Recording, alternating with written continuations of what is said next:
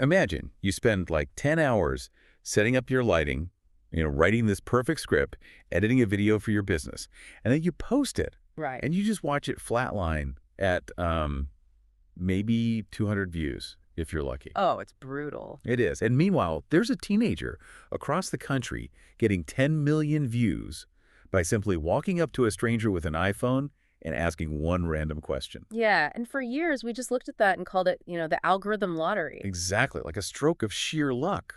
Or we just assumed, well, you must need a celebrity cameo to get any kind of real traction. We treated the whole thing as this fundamentally unpredictable, like a mysterious black box where you just throw content into the void and pray the universe decides it's your turn. But looking at the landscape today, I mean, that whole lottery mindset is completely obsolete. Going viral in 2026 is, well, it's no longer a stroke of luck. It is a highly weaponized, totally data-driven science. It really is a science now. And that is exactly what we are decoding today. We are pulling from two incredible sources for this deep dive. We've got an excerpt from a 2026 guide on TikTok virality by Jamie Partridge and Brendan Kane's book, The Guide to Going Viral. And the material here, it just represents a total paradigm shift. I mean, it systematically dismantles this idea that you need a huge production team. Right. Instead, these sources lay out a concrete framework that top creators are using right now to engineer retention and essentially guarantee millions of views. So whether you are a brand trying to sell a product or a creator trying to grow or, just someone who wants to understand why certain videos keep you absolutely glued to your screen at 2 in the morning. We've all been there. Oh, definitely. This deep dive is going to completely change how you view your feed. We are going to unlearn all those common sense myths of social media, starting with the reality of how the algorithm actually functions today. Yeah, and to understand that, we really have to look at the massive structural changes from 2026. Partridge's guide really highlights the Oracle ownership transition as, the major turning point here. Right, because of the data separation. Exactly. Because the algorithm is now specifically trained and updated strictly on U.S. user data, so it's become incredibly hypersensitive to localized cultural context. So before this shift, the algorithm might push a hyperlocal trend from another country into your feed just to see if it sticks. Right, just throwing things at the wall. But now, because it's siloed, it relies heavily on immediate localized relevance. If your video doesn't instantly resonate with the humor or, the cultural zeitgeist of your specific region, it just flatlines before it even gets off the ground. And the mechanics of how a video even leaves the ground have completely changed too. The guide calls it the follower-first testing model. Follower-first model. Right. Because in the past, the platform might take your new video and just test it on a random sample of the general For You page. A true cold audience test. Exactly. But now, the system explicitly tests your content on your own followers first. It watches how they react in those critical first few days. It's kind of like having a cautious friend introducing you to their broader social circle. Oh, that's a good way to put it. Right. Like if the first few friends at the party, your followers, if they vibe with you and engage with you and think you're interesting, then they introduce you to everyone else. Yeah, but if your own friends ignore you when you speak? The algorithm just assumes you have nothing valuable to say to strangers. So building an actively engaged core base, it isn't just a nice bonus anymore. It is a mandatory gatekeeper. It's the gatekeeper, yeah. And we really have to define what engagement actually means to the algorithm now, because the hierarchy has flipped completely. This part blew my mind. Right. Because a symbol carries, a fraction of the weight it used to. Likes are passive now. Shares and saves are the new absolute premium currency. Which makes perfect sense when you really think about the psychology of the user. Yeah. Because liking a video is just muscle memory reflex. You just double tap and scroll. Yeah, it takes zero thought. But a share means you had a very specific active thought, like, oh, I need to send this to my sister, or my coworker has to see this right now. Exactly. The content has to be optimized to trigger that specific send to a friend impulse. And the bar to trigger that algorithmic push has been raised significantly. According to the guide, the video completion rate threshold, so the percentage of people who have to watch your entire video for it to go viral, it jumped from about 50% in 2024 to a staggering 70% in 2026. Which is incredibly high. Wait, hold on, though. This completely contradicts everything we've been told for the last 5 years. Oh, I know. because every social media manager on the internet has been screaming at us to post 5 times a day, flood the feed with content, stuff the caption with hashtag FYP to trick the algorithm. Are you saying those tactics are actively killing people's reach now? The data Partridge presents definitively proves that they are. Flooding the feed with lower quality content just to hit, like a daily quota, it destroys your completion rates. Wow. Yeah, because think about it. When your own followers skip your fifth video of the day because they're just fatigued by you, you fail that follower first test. And then your reach is throttled. So what's the actual ideal volume then? The sweet spot is actually posting 3 to 5 times a week, but making sure every single piece of content is engineered for that 70% retention. And what about the hashtags, the, hashtag for you page stuff? The guide refers to tags like hashtag FYP as placebo hashtags. Placebo hashtags. Yeah, they do mathematically nothing to guarantee placement. In fact, if you use irrelevant popular tags just to fish for views, the localized algorithm actually flags your account as spam. Oh, wow. So it actively hurts you. Yes, it permanently damages your standing. The game is just no longer about spamming the system. It's about engineering human attention. But, okay, if you need 70% of people to watch your entire video, and you need mass sharing, how do you achieve that if your topic is incredibly niche? Right.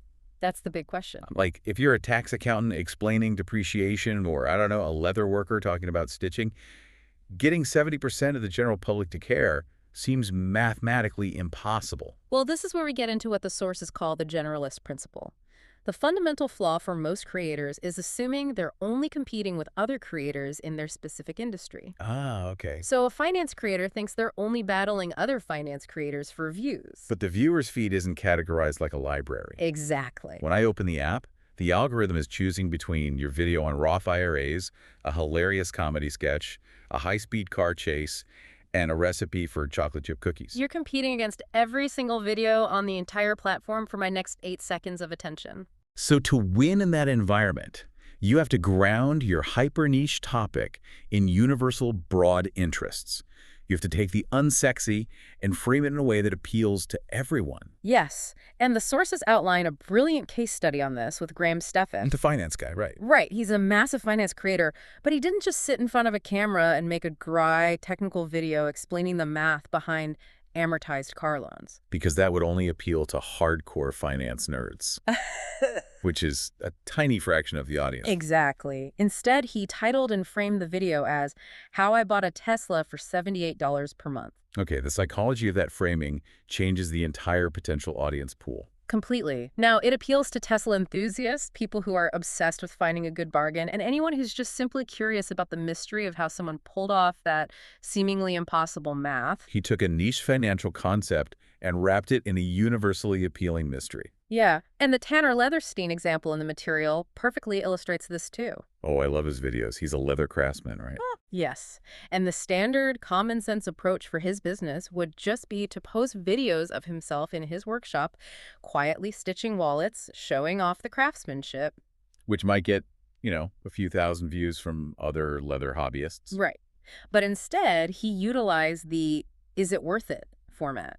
He goes out and buys these $2,000 luxury Louis Vuitton and Chanel bags. And he puts them on his workbench, takes a razor blade, and literally slices them in half on camera, just to see if the quality of the leather actually matches the astronomical price tag. And the metrics on this approach are staggering. I mean, he built an audience of 1.7 million followers, generated over 100 million organic views, and his own business website traffic jumped from 10,000 to 100,000 visitors a month. That's insane. But the mechanism behind that success is purely psychological, because the destruction of a luxury, high-status item is universally shocking. It really is. It's viscerally satisfying to watch, regardless of whether you actually care about leatherworking or not. It's basically the equivalent of sneaking vegetables into a fruit smoothie. That is a perfect analogy. The viewer is getting this delicious, universally entertaining experience watching a $2,000 bag get chopped in half. That is the smoothie. But the creator is still delivering their core niche value underneath it all, educating the audience about leather grading, sourcing, and craftsmanship. Those are the vegetables. Right. But here's the thing. The smoothie framework is highly effective, sure. But the brutal reality of the 2026 landscape is you can have the greatest, most universally appealing smoothie concept in the world. But if the blender doesn't turn on immediately, the customer just walks out of the store. They're gone. Which brings us to the battleground of the first 3 seconds. The guide hits us with a really sobering statistic here. The average watch duration across the entire platform is just 8.4 seconds. That's nothing. And 63% of top-performing viral videos deliver their main value or their core hook within the very first 3 seconds. It means fluff is completely fatal to your reach. Like if you start your video with a static shot of your face saying, "Hi guys, so today I wanted to talk about..." You already lost. Every millisecond of context setting is costing you viewers. You need visual disruption, a bold claim, or a massive curiosity gap the second the video starts. But the sources make a vital distinction here that completely changes how you should approach those first 3 seconds. Mhm. They separate the tactic from the effect on the viewer, or the EOV. Yeah, most creators fail because they only copy tactics. Right. A tactic is the mechanical, physical thing you do in the video. It's putting neon text on the screen, using a specific trending sound, or, walking into the frame backwards. But the EOV is what the viewer actually feels in their body. It is the emotional response into profound confusion, deep satisfaction, shock. Exactly. You can use all the right mechanical tactics, but if they don't trigger a specific emotional effect, the viewer keeps scrolling. Brendan Keene's book highlights Hunter Prosper to really demonstrate the power of EOV. Prosper has over 6 million followers. And if you look at his videos, the mechanical tactics are almost unbelievably basic. Oh, yeah. He simply walks up to strangers on the street and films them with an iPhone. There are no crazy camera angles, no fast-paced editing, no explosions. But the effect on the viewer is absolutely monumental. He walks up to a stranger and asks a question like, "Who is your greatest love, and why did you fall in love with them?" And in the first second of the video, you just see the raw emotion wash over the stranger's face. The EOV is this sudden, gripping emotional tension. You feel like you are intruding on a private, vulnerable moment, and you are psychologically compelled to stay and hear how they answer. It completely reframes what we consider high-quality content. High quality isn't a 4K camera and a drone shot anymore. High quality is a deep, masterful understanding of human psychology and storytelling. But honestly, if human attention is this fragile, and we're dealing with an 8-second attention span where you have to engineer massive emotional tension instantly, isn't that incredibly exhausting for a creator? Very. Trying to reinvent the wheel every single morning, Yeah. staring at a blank page, trying to come up with a brand new, emotionally gripping concept from scratch. That exhaustion is exactly why 99% of brands and creators eventually fail or just burn out.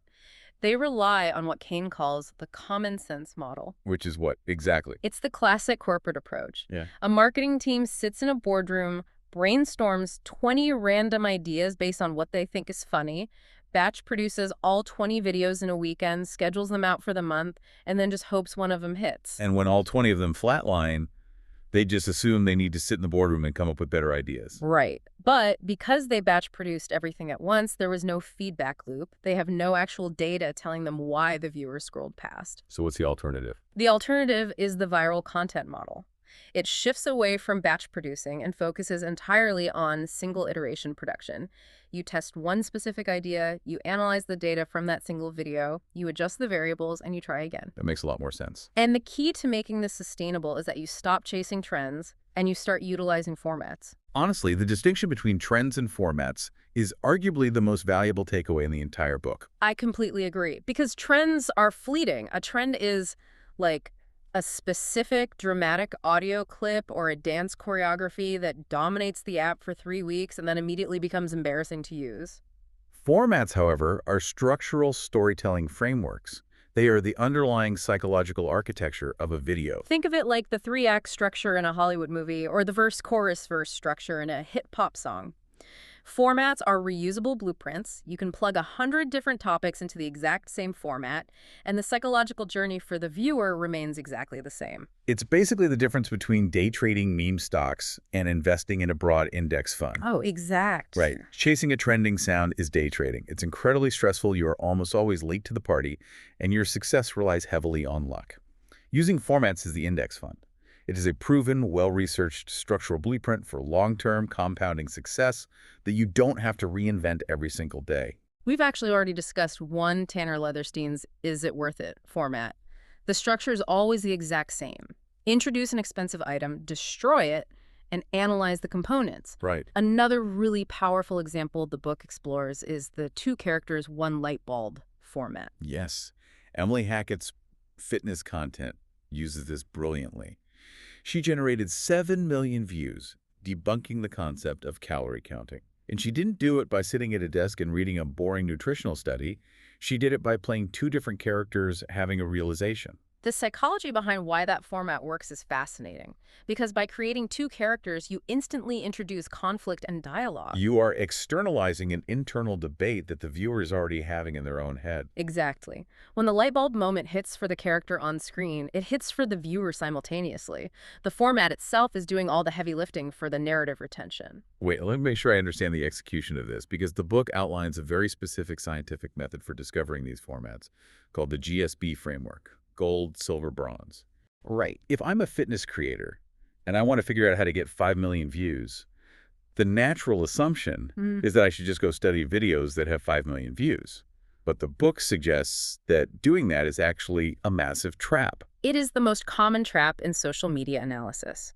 If you only look at a creator's gold tier, so their top-performing viral videos, you are working with incomplete data. How so?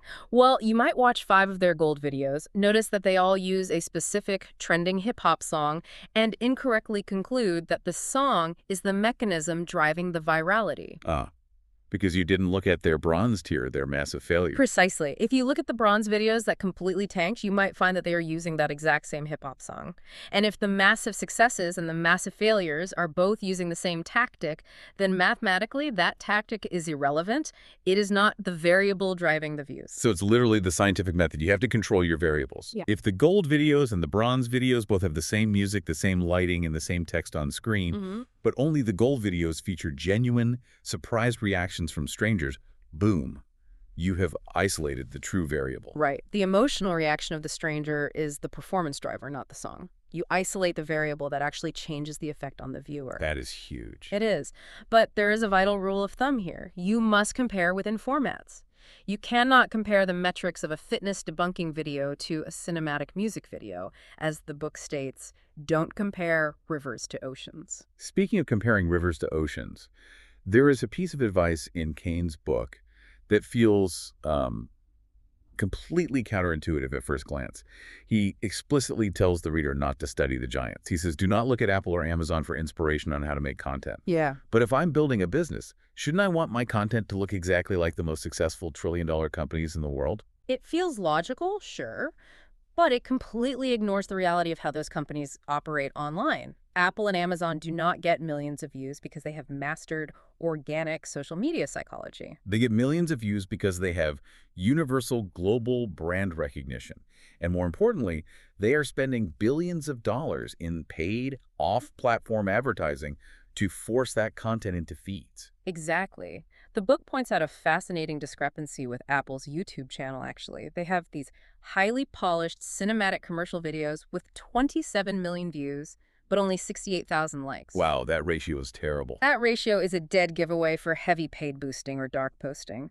If a video organically reaches 27 million people because it is genuinely engaging, it will naturally accumulate hundreds of thousands, if not millions, of likes, similar to an organic Mark Rober video. So if you are a smaller creator or a brand, and you copy Apple's incredibly dry, highly polished commercial aesthetic, you are going to fail. Utterly fail. You don't have a billion-dollar ad budget to artificially prop up a boring video. You have to win purely on the psychological merit of your content. You have to earn every single second of attention. Which brings all of these concepts together perfectly. Going viral in 2026 isn't magic, and it isn't about mimicking a Super Bowl commercial. It is a highly measurable laboratory science. Right. If you want to break through the noise today, you first have to respect the realities of the Oracle-era algorithm. It is a follower-first testing ground that demands localized relevance, a 70% completion rate, and prioritizes active shares over passive likes. You have to completely abandon the spray-and-pray common sense model of batch-producing content in a vacuum. Instead, adopt the generalist principle. Take your super niche expertise and wrap it in a universally appealing mystery or a visual spectacle. Exactly, and stop the scroll in 3 seconds by obsessing over the effect on the viewer, the actual emotion you're triggering, rather than just throwing a trendy visual tactic at the screen. And ultimately, you have to relentlessly analyze the landscape using the gold, silver, bronze framework. Find a proven structural format, compare its massive successes directly against its massive failures, isolate the exact variable that makes the human brain lock in, and then iterate. It is entirely about reverse engineering human psychology. Which leaves me with a thought I haven't been able to shake since reading these sources. No. Yeah. If the platforms have evolved to the point where algorithms are explicitly trained on billions of localized data points just to maximize our retention, Right. and creators are literally utilizing the scientific method to hack our emotional responses, using these proven structural formats, what happens to our own free will when we open these apps? That is, well, it shifts the entire dynamic of how we consume media. It really does. Are you actually choosing what to watch? Or are the meticulously crafted formats working in tandem with the algorithm, making the choice for you before you even realize your thumb has stopped scrolling? That's a little terrifying. Keep that in mind the next time you find yourself an hour deep into your feed, wondering where the time went. The X-ray machine of modern virality isn't broken anymore. It's looking right at us.